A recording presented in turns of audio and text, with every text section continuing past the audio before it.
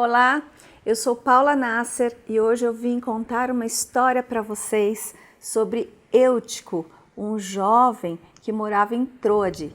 E essa história está descrita no livro de Atos. É uma história que eu gosto muito de refletir sobre ela, porque ela traz inúmeros ensinamentos acerca da nossa postura dentro das igrejas. Então o apóstolo Paulo estava pregando naquela noite e a sua pregação se estendeu muito mais tempo. Foi uma pregação de fato longa. Ele estava muito animado, com vigor, com aquela sede, aquele empenho e compromisso que ele sempre teve com o evangelho. Mas essa pregação se estendeu demais e havia ali na plateia, eles estavam no terceiro andar, um jovem chamado Eutico.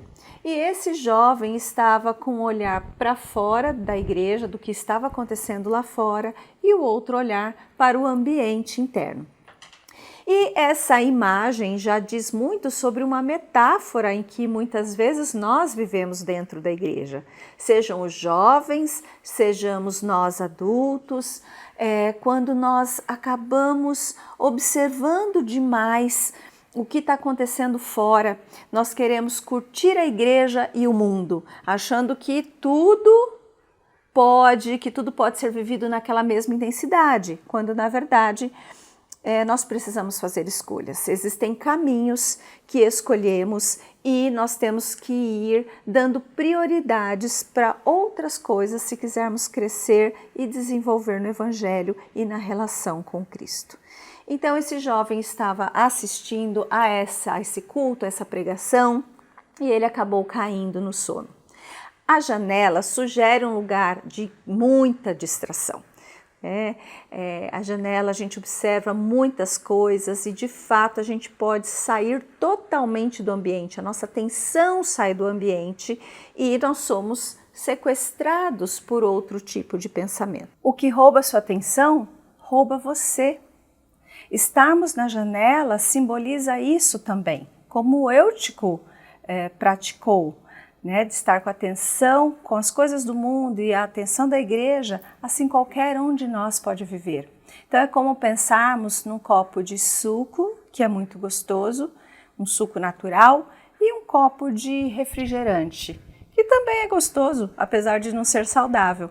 Então, separadamente, isso pode ser muito agradável, mas se eu juntar num único copo o refrigerante e o suco, certamente esse sabor ficará comprometido.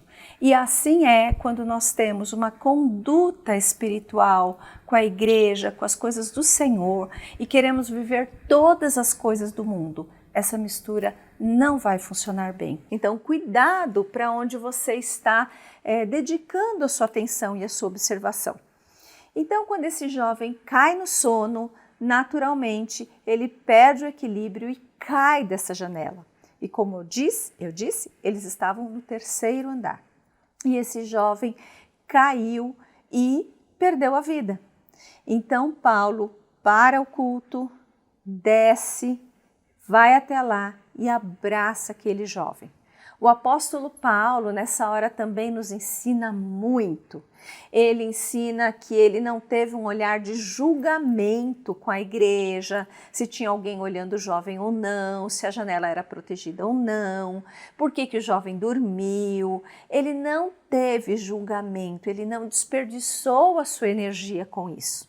E neste momento ele nos ensina muito com a sua conduta, para que nós que estamos dentro da igreja possamos também acolher aqueles que caem da janela, aqueles cristãos que estão divididos ainda, que estão com um pé lá e o outro cá, que nós possamos ter um olhar muito mais de amor, de abraço, de acolhimento do que de julgamento.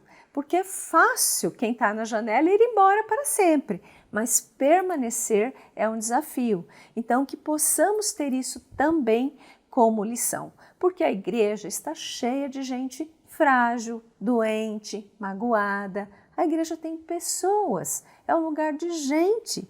Portanto, esse cuidado também de não exigir demais das pessoas. Mas ele é crente, me magoou. Ora, nós somos crentes, cristãos, e somos humanos, estamos sujeitos, né, a essas falhas de relacionamentos e conduta. Devemos buscar cada vez mais nos aprimorar, mas é preciso contar com a nossa humanidade, com as nossas fraquezas também. Então, nesse momento em que Paulo abraça, existe uma grande restauração, porque ele volta à vida. E essa tragédia não acaba em choro, essa tragédia acaba em bênção, porque isso acaba animando ainda mais a igreja, avivando aquela igreja e aquelas pessoas. Para lembrarmos também que Deus não tem filhos preferidos, mas Ele tem filhos íntimos, que buscam mais, que oram mais, que se dedicam em ter com Deus um relacionamento. Então, que nós possamos, nós mesmos, sair da janela e estarmos nessa comunhão tão preciosa que nos dá fortaleza e que possamos servir de luz, de testemunho àqueles que ainda estão na janela, olhando para eles não com julgamento, mas com um olhar de acolhimento, de paciência, de paz e de amor, assim como Cristo nos ensinou.